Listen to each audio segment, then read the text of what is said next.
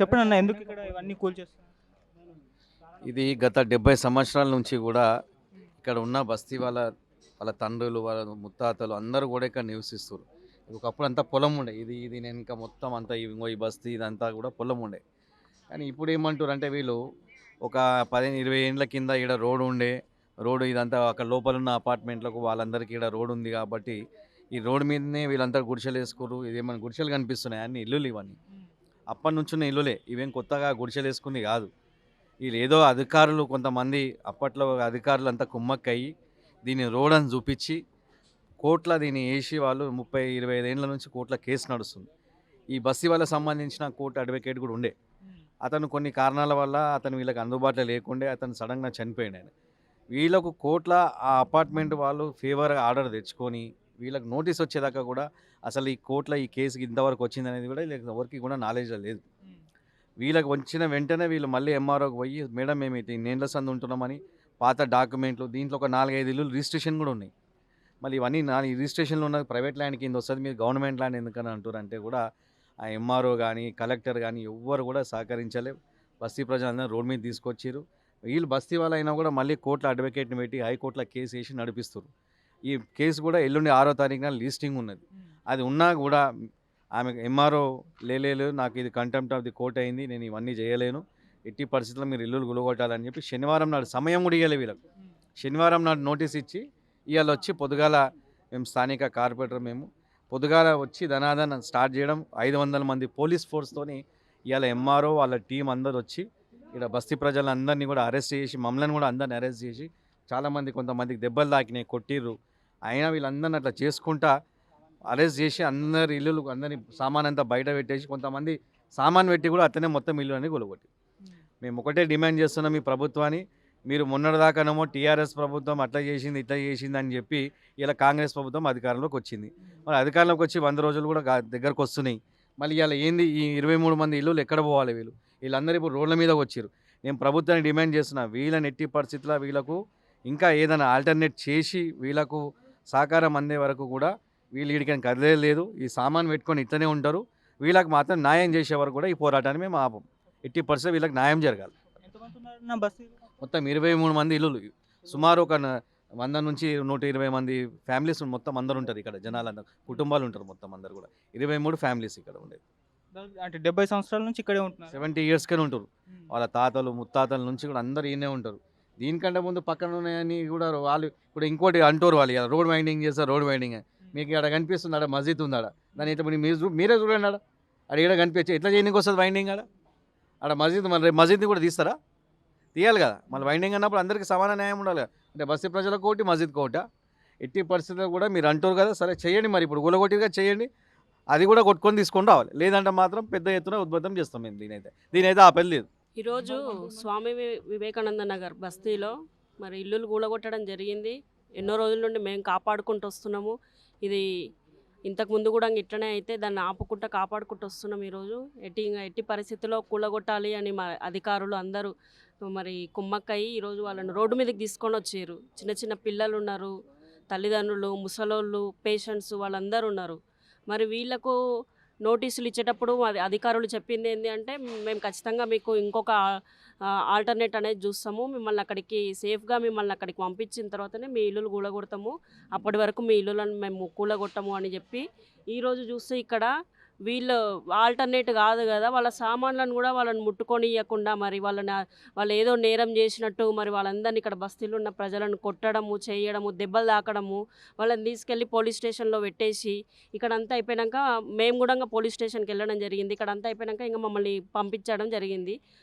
ఇక్కడ పరిస్థితి ఎట్లుంది అంటే, భార్య భర్తను అరెస్ట్ చేసి తీసుకెళ్ళడం జరిగింది. ఇక్కడ భార్య ఒక్కటి సామాన్లు ఎట్లా తీస్తుంది? అదే చిన్న చిన్న పిల్లలు ఉన్నారు, లేడీస్ ఉన్నారు. ఇక్కడ ఆలోచించాలి కదా, కొంచెమన్నా ఆలోచించాలి. ఈరోజు ఇప్పుడు వాళ్ళని రోడ్డు మీదకి తీసుకొచ్చి వెళ్ళిపోయినాక మళ్ళీ వాళ్ళ పరిస్థితి ఏంది? ఇప్పుడు వాళ్ళు ఎక్కడికి వెళ్ళాలి? ఈరోజు నైట్ వాళ్ళు ఎక్కడ ఉండాలి? కొంచెమన్నా ఆలోచించాలి.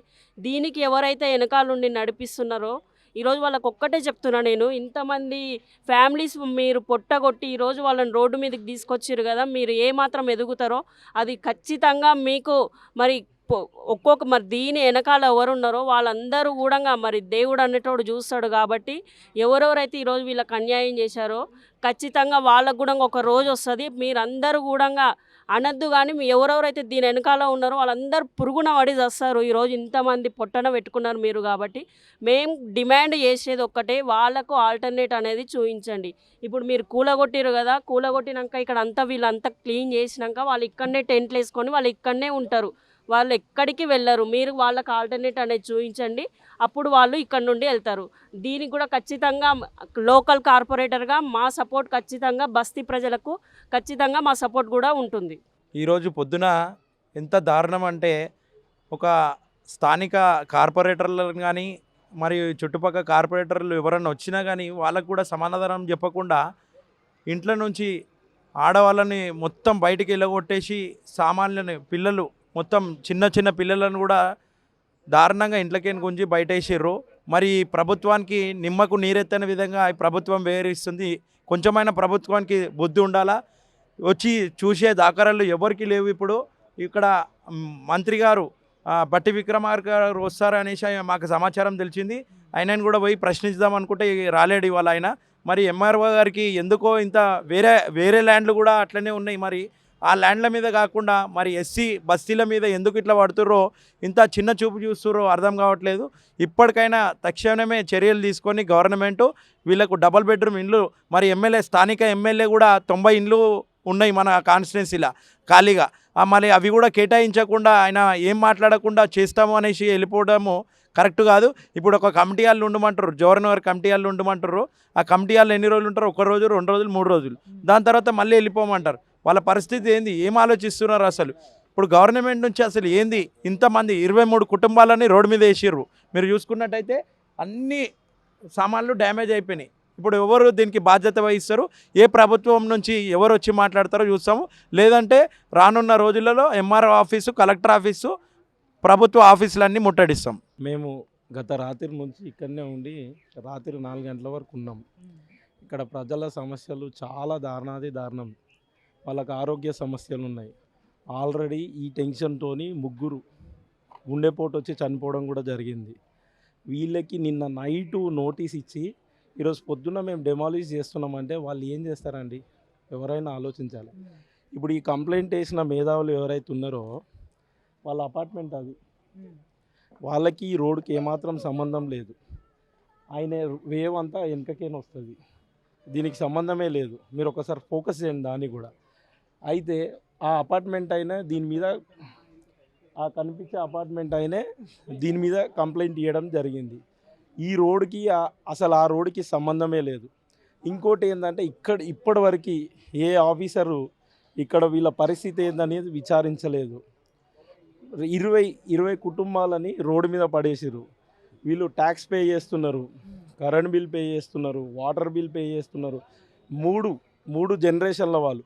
ఆల్రెడీ ఒక జనరేషన్ చనిపోయి ఉన్నారు. ఆల్రెడీ ఒక జనరేషన్ 50-60 ఏళ్ళ నుంచి ఇక్కడనే ఉన్నారు. 3వ జనరేషన్ పిల్లలు కూడా ఇక్కడ ఉన్నారు, అంటే యంగ్స్టార్స్ కూడా ఇక్కడ ఉన్నారు. వీళ్ళకి సడన్గా తీసుకొచ్చి డెమాలిష్ చేసింది. అసలు ఆమె ఇంటెన్షన్ ఏందో మేడంది మాకు అర్థమవుతలేదు. అసలు ఆమె ఏమని పనిచేసిందో వీళ్ళ మీద. వీళ్ళకి ఆల్టర్నేట్ ఇల్లు లేదు, ఏం లేదు. మీకు కనిపిస్తుంది ఇక్కడ పరిస్థితి. కనీసం వాళ్ళ సామాన్లు కూడా తీసుకొనియకుండా వాళ్ళ మీద విపరీతమైన దౌర్జన్యం చేశారు. మేము ఎంఆర్పిఎస్ నుంచి డిమాండ్ చేస్తుంది ఏంటంటే వెంటనే వీళ్ళకి ఆల్టర్నేట్ హౌసెస్ చూపించాలి, ప్రభుత్వమా తహసీల్దారా. లేకపోతే ఖచ్చితంగా మేము ఇక్కడ మా ఆందోళన కొనసాగిస్తాం. ఎంఆర్ఓ దగ్గర కూడా బైఠాయిస్తాం. జాతీయ ఎస్టీ కమిషన్ దృష్టికి తీసుకెళ్తాం, స్టేట్ ఎస్సీ కమిషన్ దృష్టికి తీసుకెళ్తాం. వీళ్ళని తప్పు చేసిన వాళ్ళని ఎవరిని వదిలిపెట్టాం. ఎంత దూరమైనా మేము తీసుకెళ్ళడానికి రెడీగా ఉన్నాం. అవసరమైతే ఎంఆర్ఓ ఆఫీస్, కలెక్టర్ ఆఫీసుల దగ్గర కూడా కూర్చొని వాళ్ళని ముట్టడి చేసే ప్రయత్నం కూడా ఖచ్చితంగా చేస్తాం. ఇది మా డిమాండ్. స్వామి వివేకానంద నగర్లో మేమందరం నివాసం ఉంటున్నాము. ఇప్పటివరకు ఎటువంటి ప్రాబ్లం రాలేదు. ఈ మధ్యనే ముఠా గోపాల్ గారు ఎమ్మెల్యే అయినాక మా మీద ప్రత్యేకంగా వాళ్ళ నిఘా పడిపోయింది. ఇక్కడ వాళ్ళ ఆస్తులను కాపాడుకోవడానికి ప్రత్యేకంగా కావాల్సి ఆయన ఎంఆర్ఓతో అత్యుత్సాహంగా కోర్టులో హియరింగ్ ఉన్నా ఆపకుండా ముందుగానే వాళ్ళు వచ్చి డిమాలిష్ చేయడం జరిగింది. ఆయన చాలా వాళ్ళు ఇంకోటి ఏంటంటే ఆయన ఎస్సీలో మాదిగలంటే ఆయనకు అస్సలు పడదు. ఆయనతో రాజకీయం చేసిన లెక్క చెప్తున్నా ఈరోజు ఆయనకు పడదు. అందుకోసం మా మీద దౌర్జన్యంగా మా ఇండ్లను మొత్తం కూల్చేసి మాకేం లేకుండా చేసింది ఇవాళ. దీనికి ప్రత్యేక కారణం ముషిరాబాద్ ఎమ్మెల్యే ముఠా గోపాలే. ఎప్పటి నుంచి ఉంటున్నారు ఇక్కడ? 70 ఏళ్ళ నుంచి ఉంటున్నాను. నాకు 55 సంవత్సరాలు ఉన్నాయి. 55 సంవత్సరాలు నేను పుట్టింది ఇక్కడనే, పెరిగింది ఇక్కడ. ఇదంతా రాజంతం జరుగుతుంది, మీకేం తెలియదా? ఈరోజు పొద్దున వచ్చే వరకు తెలియదు మాకు.